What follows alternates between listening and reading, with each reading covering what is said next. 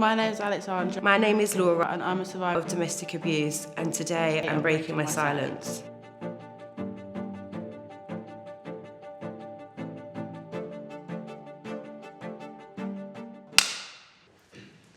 Can you remember a time when you were a victim, blamed or shamed, and how did it make you feel? The first initial one that I want to go to was very recently. And I mean, there's loads, because obviously my whole life is on TikTok, so there's constant.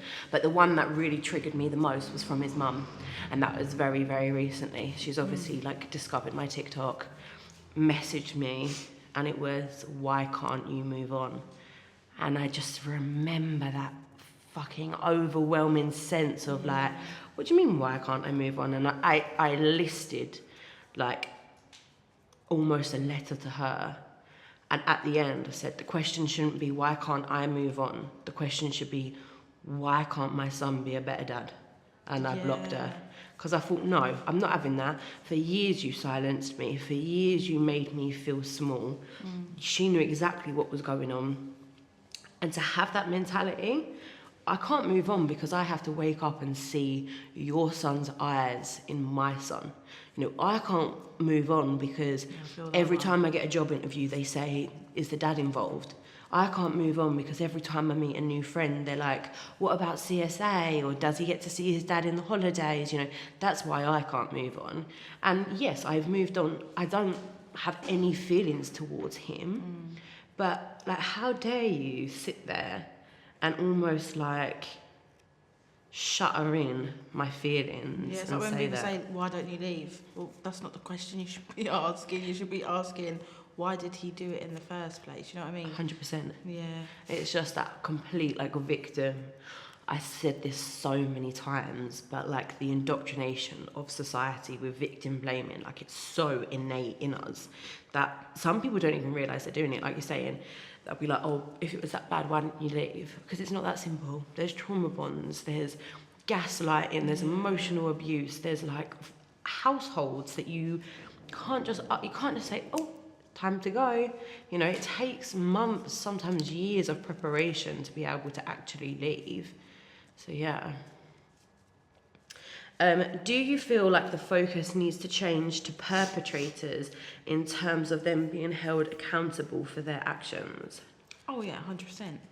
Because they always try and bring it backwards, like, "Oh, but why did he do that? You must have done something to trigger him." Like, no, he's just a psycho.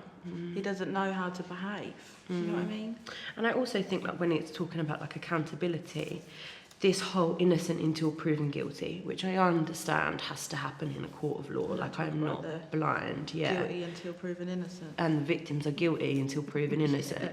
Like, where's the accountability in that? Like, we're instantly, it goes back to that question about victim shaming. We're instantly perceived as liars, as manipulators, as a scorned woman, you know. How about he just did it because he's a prick? Yeah, it always goes back to the like misogynistic views and stuff, doesn't it? Women are the ones who should keep quiet. Women are the ones who should do as their husbands are told.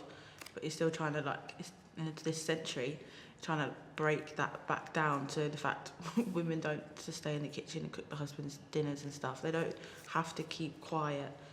They should voice up what's going on at home. 100%. Yeah. Totally agree.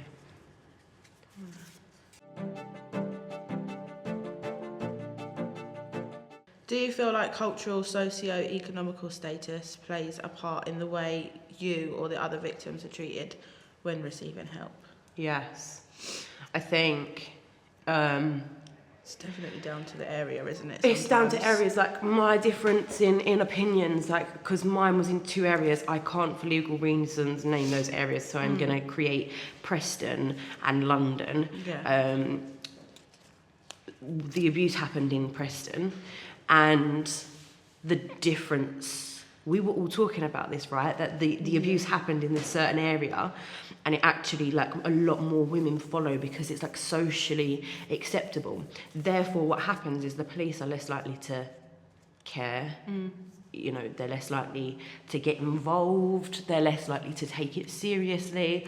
especially if every call out once a Yeah. day is a domestic abuse and they go back and, you know, so I know as well how different it is in like an upper class area where they want, so I went and I pressed charges in my area, which was pretty upper class, middle class sort of area, and their treatment from me there to the other area was astonishing.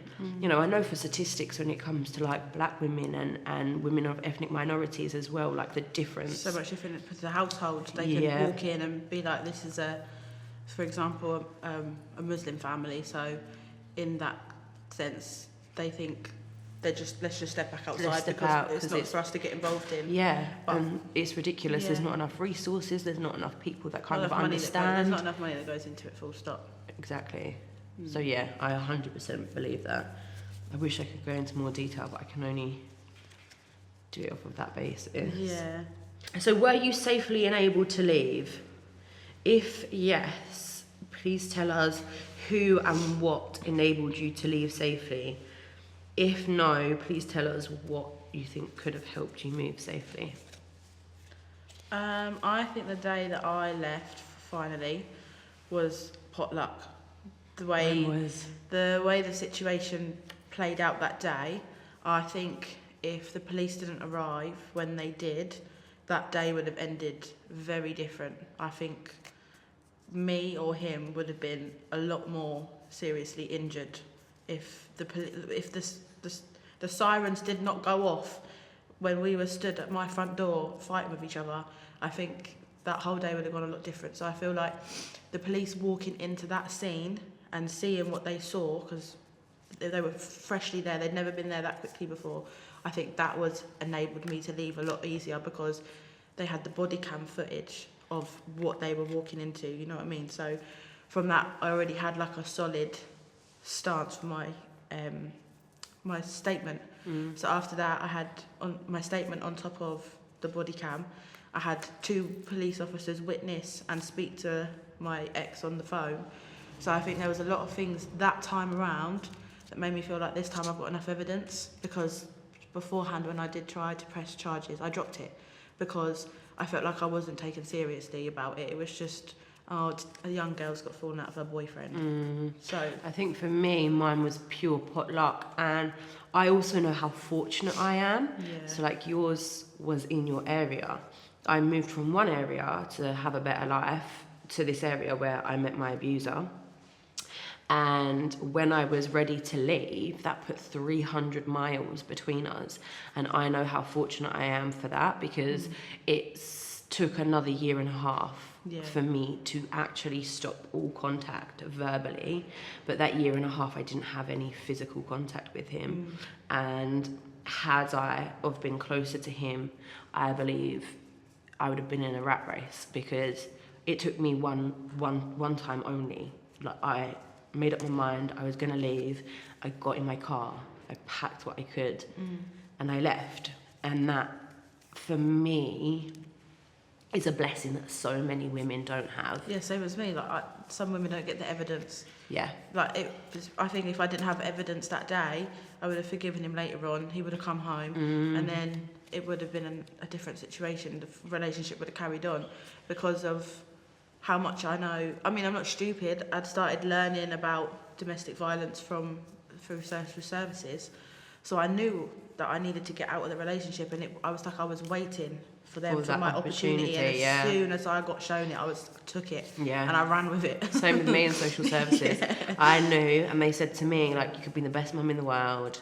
Well, the midwife said that, but basically along the lines if your child's not in a safe environment. Yeah, if he's not in a safe environment, then we're going to take him off of you. And instantly that was like, okay, I've got to put my child first. But it was just about timing, and I found the perfect opportunity and ran with it. I think that goes down to the social... economics. I had a car. I was very fortunate. I've had a car since I was 17. I live in a rural part of Essex that has no transport, no trains, no buses, like literally every 2 hours, like it is dead. And for me, I drove from 17 years old. Now that gave me the option to get in my car and drive. Like my parents wanted me to get a driving license because they were fed up with driving me to my friend's house. Let's be real, wasn't anything else. But I had the social, economic background and structure that they paid for my driving lessons. They bought my first car. Like they helped me out with my insurance. So I was very fortunate for that, because had I have not had that and I was 300 miles away from my home, I'd have probably been in a worse situation, because where the fuck do you go? We've got no friends, no family around you, no car, no transport. You're really going to be able to take a baby, all your stuff on a train 300 miles away. Yeah.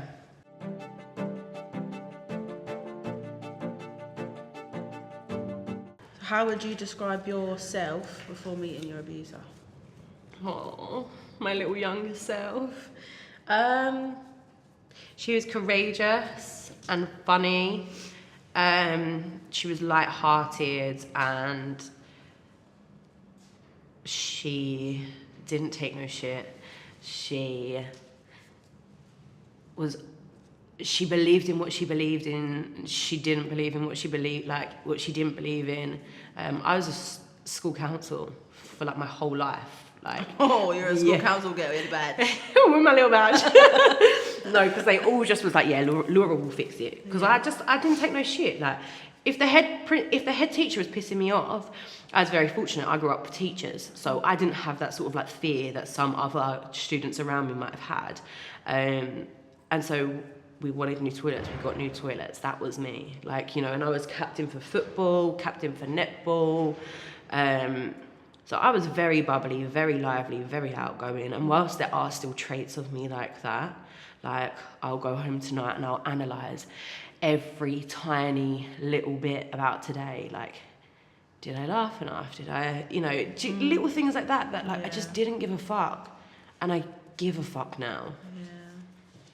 Yeah. No, I think I was I was a happy child. Like I had a happy like life and stuff, but I think I was very broken in my teenage years. And stuff happened to me as a teenager, and I think that broke me down, and I had a lot of insecurities when I met my abuser. I think that's why I fell into the trap so easily, because I was like, oh, someone's showing me love, I'm not used to this. Although like I've got good parents and siblings, just other relationships around me made me almost feel like I would never be loved by no one.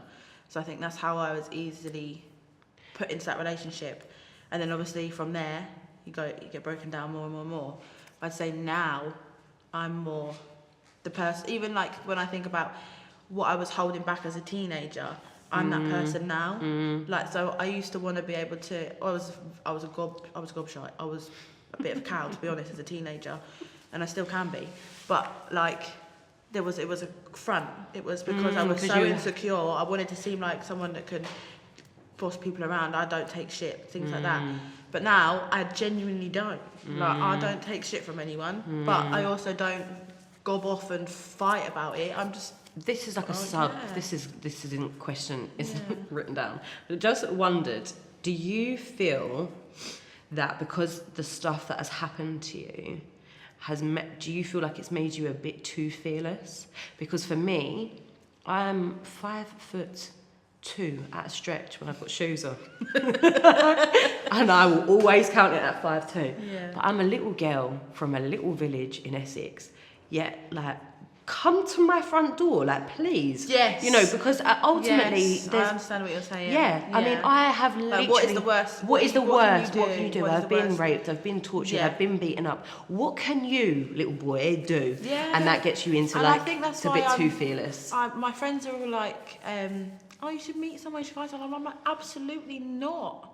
Like, why do I want someone coming into my house, ruining my happiness, my free time, my bubble baths on a Friday night with a box of gin, do you know what I mean? Why do I want someone coming and disturbing my routine? Like, when I finally got to a place where I'm comfortable doing what I want to do, being who I am, why would I want that? Why would I want someone to come in and change it again? Like, I think what's the point? You get to, like... Yeah. I mean, I'm on a different side of it just because I've got my partner. Yeah, I know. And he runs my bubble baths. I mean, I wouldn't mind someone running my bath for me, but you can go afterwards. Don't add that in. Literally. But yeah, so I do, but I do think like for a long period of time, for a good like 6 years, I was like really like too fearless. Well, I'm only on year 3. Yeah. 3 years coming up this And year. everyone goes through things in a different way. You might get to year 6 and still not be ready for it, and that's absolutely fine. Do you know what I mean? Like mine just fell into my lap, and I'm very, very grateful for that. Yeah. But you might get to year 6 and be like, nah. You might never want to again. You get to year 6 and be like, find me a husband. I'm ready. You'll call me up.